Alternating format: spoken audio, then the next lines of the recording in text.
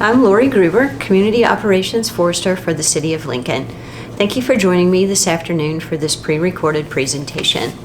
We're here today to talk about the Prairie Pruners Volunteer Program. In this session, we'll cover basic housekeeping items, potential activity types, training requirements, scheduling, record keeping, tools, and the importance of proper pruning. We'll just jump right in and get started. Potential activities are going to be mostly tree related depending on city's need and interest and the skill level of the volunteers. We'll be pruning young trees in parks, young trees on church campuses, mulching trees, and maybe, if you're really good, doing some planting. A lot depends. It depends on weather, it depends on needs, depends on staff available to coordinate the projects, and unfortunately we have to throw in it depends on COVID. A lot of things these days are COVID-based scheduling, and this is one of those projects. Okay, moving on to training. This is your first training session, so if you're here and watching, welcome. If you have a friend that wanted to be here and couldn't, don't worry. We will have time to catch them up on all this housekeeping thing. So feel free to have your friends join you in our second session. Our second session is tentatively planned for sometime in February, weather related. It is going to be a hands-on event, not pre-recorded.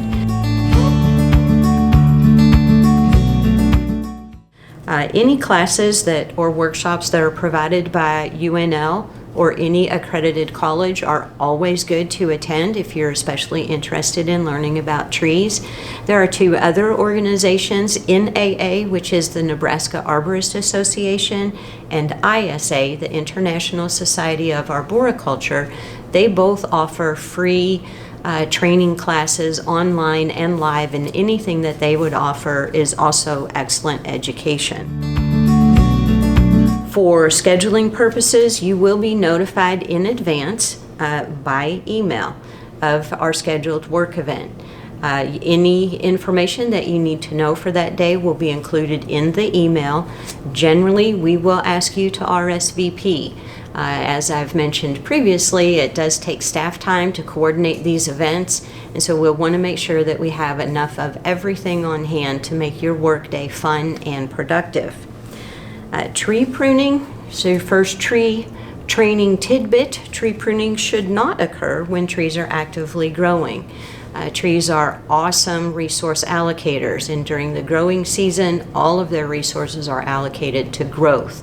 So if we come by and lop off a branch, now they have to redirect resources, and many pests and diseases know that a tree has been injured within 8 seconds. So it is an open invitation to pests and diseases. So we're going to train you up and then say you have to wait until October to prune any trees. That's why we're doing a hands-on event in February, to try and give you some practice before actual pruning season. Every event will have a sign-in sheet. When you work an event, please make sure you sign in on that sheet.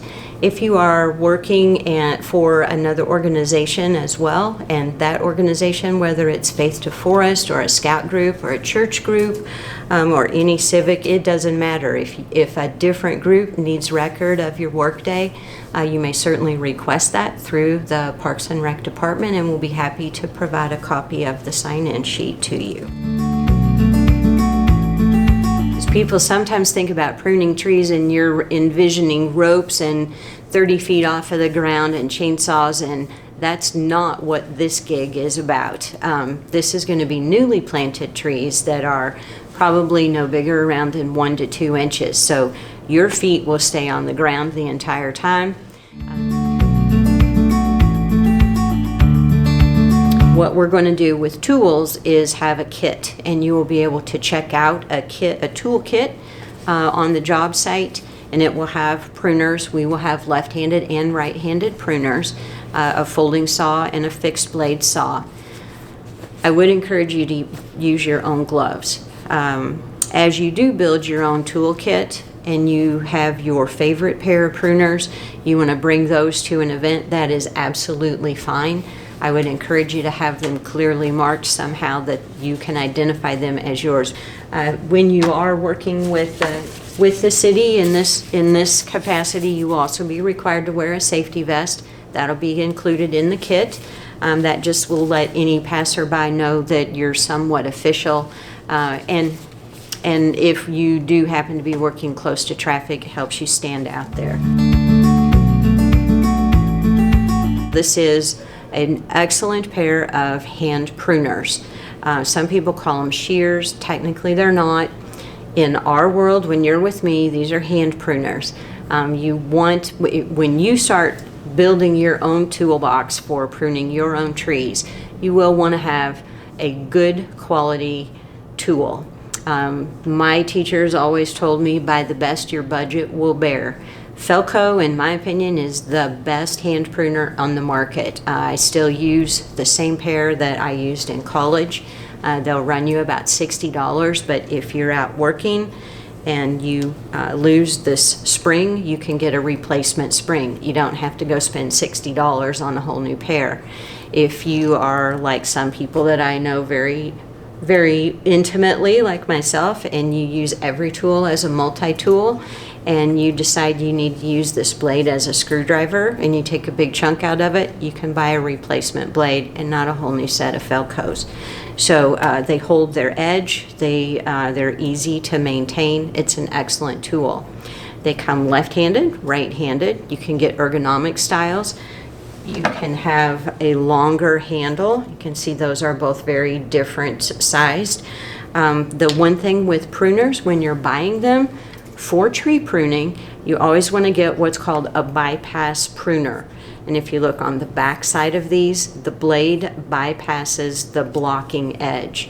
A lot of folks will use an anvil style pruner because it gives them more power. You don't want to use that on a tree. It crushes the tissue in the stems and just makes it harder for the tree to recover from your pruning cut. So always use a bypass blade, not an anvil blade. In addition to the hand pruners, you will also be using hand saws. Hand saws come in fixed and folding styles. This is a folding hand saw, and it locks open. Very slick and easy. Press that down to release the blade and fold it back in. Felco makes a nice hand saw. Silky is also an excellent brand of hand saw. This is a fixed blade hand saw, so it comes in a scabbard. These are super, super sharp. These work on the pole, so you don't have to be like Arnold Schwarzenegger to prune trees, and especially, again, the size that you will be working on with this volunteer program. You will use these, but every time you just pull easy, nice and easy, this will certainly get the job done. Good sturdy gloves are a must. If these will cut a tree branch up to 1 inch, they will certainly cut your finger off of your hand. So you want to use a good quality glove. These are Mechanics brand. This is what we use on the job here in the forestry section. You will likely want to provide your own gloves. One word on a tool that will likely be in the toolkit, but has restrictions on how you use it, is long-handled loppers. Some people call these lop shears. They are loppers, and until recently, I wouldn't let these touch a tree for any reason. With the long handle, yes, they give you more power. They're also more unwieldy to try and control, and you can definitely cause damage to a tree by using these. So what these are for, and we'll talk more about this when we get into the actual pruning training in our second session, this is to reduce the weight on a branch that you're going to remove. So you can take that off, and it doesn't matter if you have a good cut, and then make your nice cut at the trunk. But so these are used for weight reduction only, not finished pruning cuts. In addition to your safety vest, I would encourage you to wear some sort of eye protection. It doesn't have to be especially a safety goggle. If you wear glasses, that's fine. If you wear sunglasses, that's fine. We will have some safety goggles available in the kit, but while you don't have to worry too much about getting a headache from a branch falling on your head, you could put your eye out, like in A Christmas Story. So you want to pay attention, and especially while you're new and getting your bearings pruning trees, it's easy to just walk into there and scratch your face. So safety glasses of some sort would be beneficial. You'll always want to wear weather appropriate clothing. And I say weather appropriate. We know Nebraska weather can change at the drop of a hat, so you'll want to have a hat with you. It can help you against sunburn, and it can also keep your ears warm. I would encourage you to not wear shorts. You will be working with sharp tools, and some trees are less forgiving, so you can get some nasty scratches on your legs. I would recommend long pants. Doesn't have to be jeans, it can be work pants, but some long pants of some type. Layered upper, so when we are working October to December, as you work, you can warm up and peel off a few layers and still be comfortable. Or if you take a break and you get chilled, you can throw your light wrap back on and still be good to go. Shoes are also important. Please wear sturdy, closed-toe shoes. Generally not even tennis shoes, but something like a hiking boot or a work boot, just for your own safety and protection. You will be likely working on uneven surfaces, again, sharp objects, tree debris all around, and working in groups with people. So if you get stepped on and you're wearing a composite toe boot, it's not going to hurt near as bad as if you have on your Birkenstocks. City trees and forest trees require different types of maintenance. City trees have to live with people, they have to tolerate streets, they have to live with traffic lights and turf. All of these are stressors and interfere with the way a tree would naturally grow.